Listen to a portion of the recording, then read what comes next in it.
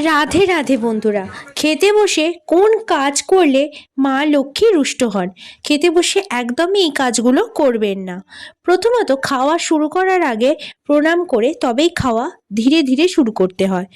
খেতে বসে সম্পূর্ণ খাবার শেষ না করে উঠে যাওয়া একেবারেই উচিত নয়, কারণ খেতে খেতে উঠে যাওয়ার অর্থ হলো খাবারের অপমান। যদি বারবার বাড়িতে এমন করতে থাকেন তাহলে বাড়িতে ঘোর অমঙ্গল হতে পারে। খেতে বসে পা দোলানোর অভ্যাস অত্যন্ত খারাপ। এতে মা লক্ষ্মী খুবই অসন্তুষ্ট হন, ফলে বাড়িতে অন্যের অভাব দেখা দিতে পারে। অনেকেই দেখা যায় গামছা পরে খেতে বসে। এটি একদম করবেন না। এর ফলে সংসারে দারিদ্র্য কমে না। যতই অর্থ উপার্জন করুন না কেন, অভাব পিছু ছাড়বে না।